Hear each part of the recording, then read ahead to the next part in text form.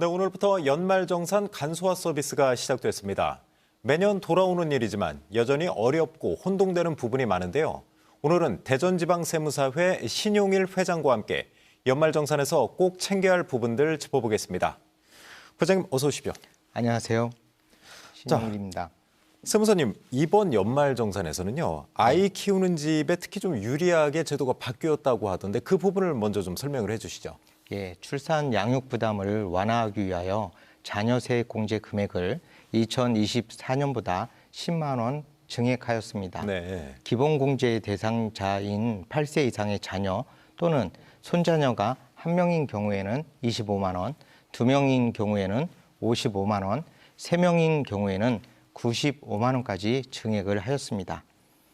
또한 발달 재활 서비스를 지원을 받고 있는 장애 아동의 경우에는 병원을 방문하여 장애인 증명서를 발급받지 않더라도 발달 재활 서비스 이용 증명서를 제출하면 장애인 추가 공제를 받을 수 있도록 인정 서류의 범위를 확대하였습니다. 네. 요즘 이제 저출산 문제로 사회적 문제가 좀 커지고 있는데 아무튼 다자녀 가구의 혜택을 좀 많이 돌아가게 이제 바뀐 거네요. 네, 법을 잘 개정했다고 네. 생각하고 있습니다. 그리고 이제 저 같은 직장인들에게 또 반가운 소식인데 그동안 이제 헬스장이나 수영장 다닐 때 그 비용을 지불했지만 그건 공제 항목은 아니었었잖아요. 그렇죠. 그게 이제 신설된 건가요? 네, 이번 2025년 7월부터 서민 중산층의 체육시설 이용료 부담을 완화하기 위하여 문화비 소득 공제 대상에 헬스장과 수영장 이용료가 추가되었습니다. 네.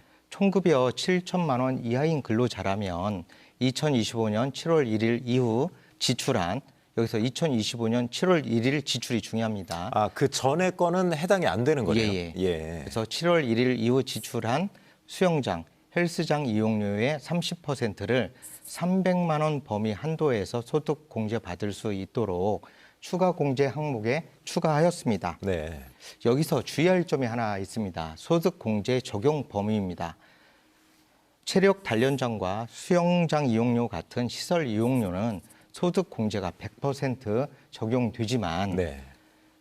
시설 이용료와 구분되지 않는 필라테스, 크로스핏과 같은 교습 비용의 경우에는 50%만 소득 공제 적용되고 있습니다. 네. 주의할 점은 그러니까 이제 2025년 7월 1일 이후에 사용한 거, 그리고 이제 수영장하고 헬스장 같은 경우는 이제 100% 적용되지만 필라테스라든가 크로스핏 같은 경우는 전액도 공제는 아니네요. 그렇죠? 네, 전체 사용 금액의 50%만 인정해주고 있습니다. 네.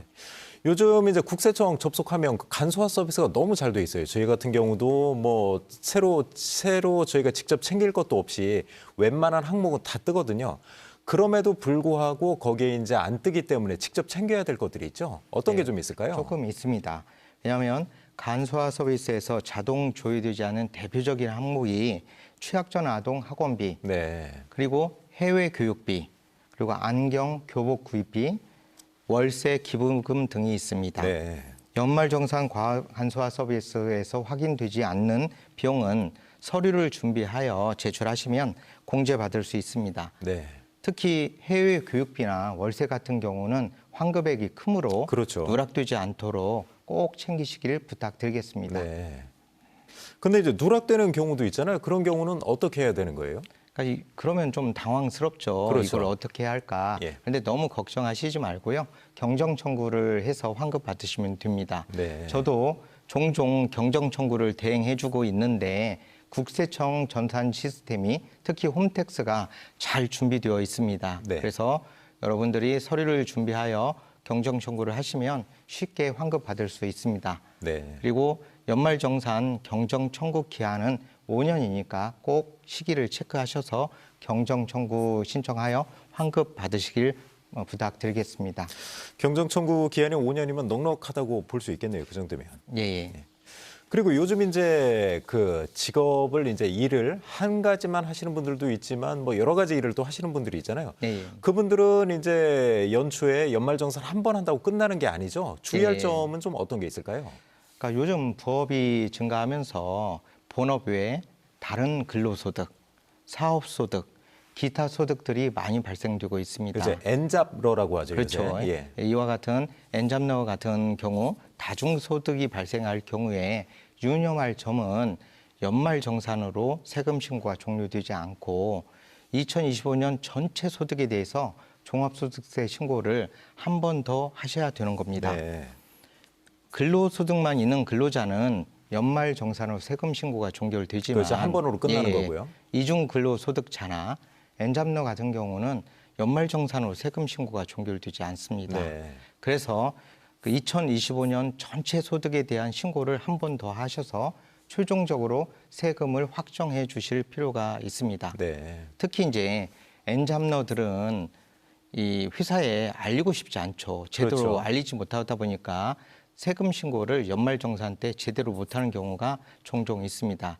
이렇게 미반영한 근로소득이나 타 소득을 함께 5월 달에 종합소득세 신고 기간에 신고 납부하시는 것이 중요합니다. 네. 이 소액이라고 가끔 무시하다가 나중에 본세하고 가산세까지 부담하는 경우를 많이 봤습니다. 최고의 절세는 세금 신고 기간에 신고 납부하시는 것입니다.